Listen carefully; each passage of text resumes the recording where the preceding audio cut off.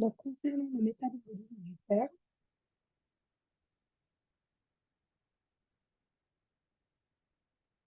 il faut savoir qu'il faut une alimentation entérale équilibrée contient 1 à 2 milligrammes de fer lié à l'âme, donc directement biodisponible, et environ 12 milligrammes de fer non héminique. Et alors, 3 à 4 milligrammes par jour absorbés au niveau de l'estomac et du duodénum. Il faut savoir que le lieu d'absorption, c'est principalement au niveau du duodénum, secondairement au niveau de l'estomac. Le passage du fer dans la circulation se fait via la ferroportine,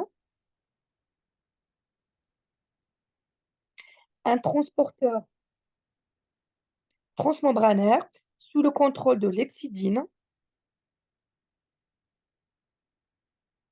Voilà, sous le contrôle de l'hepsidine.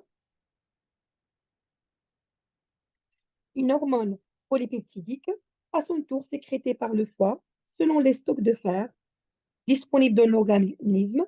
La majorité des stocks de fer sont sous forme de ferritine, pouvant transporter jusqu'à 4500 ions de fer, alors que le transport du fer entre foie et organes est effectué par la transférine.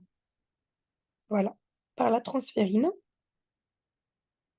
Le fer impliqué dans l'érythropoïèse est recyclé dans le système réticulo-endothélial, macrophage de la rate, capturant le fer contenu dans les globules rouges, arrivé enfin au niveau du foie.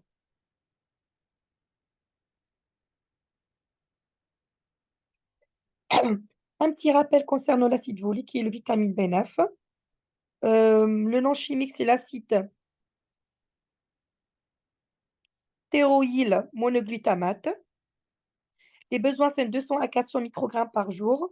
Apport alimentaire, surtout légumes verts, frais, thermolabiles, foie, levure, bactéries. Les réserves sont faibles, à peu près 4 mois. Absorption intestinale proximale sous forme d'acide monoglutamate. Les cellules intestinales et le foie. Bon, le foie, c'est le stockage.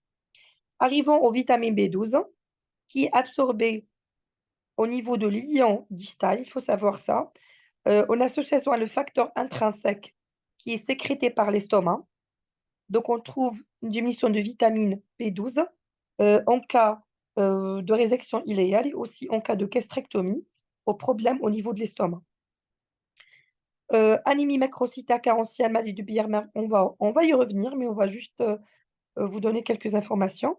C'est une maladie auto-immune liée à un anticorps antifacteur intrinsèque, on vient de parler. Carence en vitamine, par la suite, on aura une carence en vitamine B12. Épidémiologie prévalence 0,1% de la population générale, 1,9% supérieur à 60 ans. Prédisposition génétique. Pour le diagnostic clinique, nous avons un syndrome anémique d'installation progressive, c'est important de noter ça. C'est une anémie pernicieuse, profonde et bien tolérée, peu de signes fonctionnels et on trouve aussi une pâleur. Pour le syndrome digestif, nous avons une glossite de Hunter, atteinte spécifique de la langue évoluant en 2 phases, inflammatoire atrophique, épigastralgie, dyspepsie, troubles de transit, nausées, vomissements, diarrhée, précède de quelques mois d'anémie. Là, c'est des tableaux récapitulatifs de tous les types d'anémie. Commençons par anémie microcytaire. C'est une pathologie, il faut savoir que l'anémie microcytaire, c'est une pathologie de l'hémoglobino-synthèse. Quand vous vous rappelez dans le schéma de l'hémoglobine, il est constitué de l'âme associée au fer.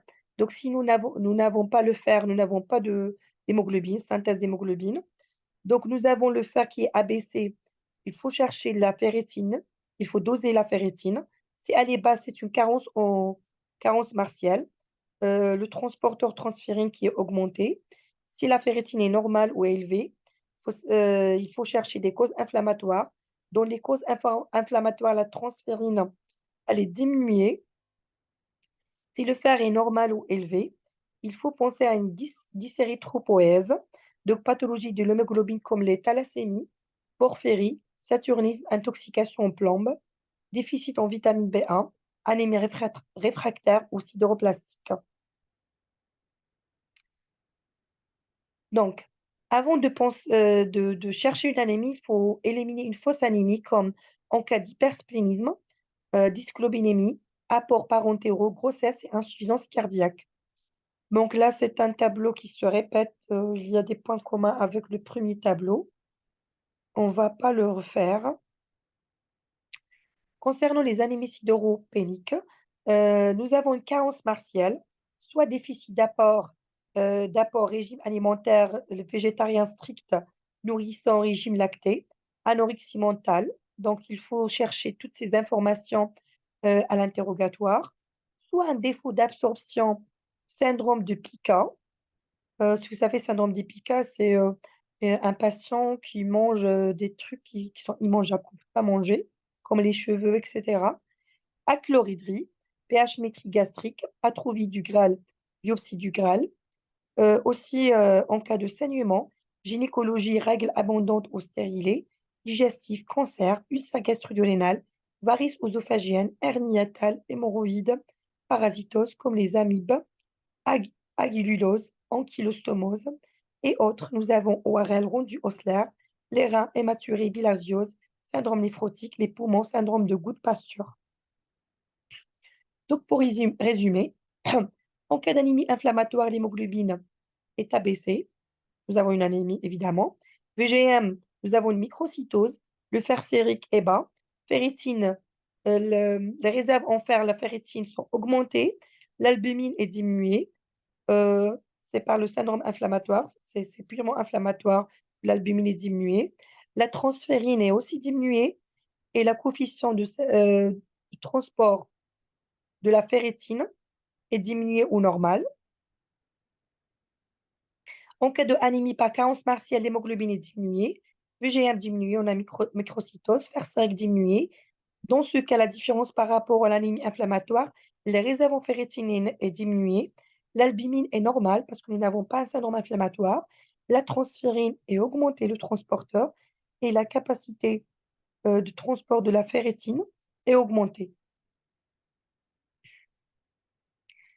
En cas d'anémie mixte, l'hémoglobine est diminuée, VGM diminué, fer sérique diminué, ferritine est normale ou diminuée, albumine diminuée parce qu'elle est mixte, il y a aussi l'inflammation, transférine est normale augmentée, la capacité CTF est normale ou augmentée.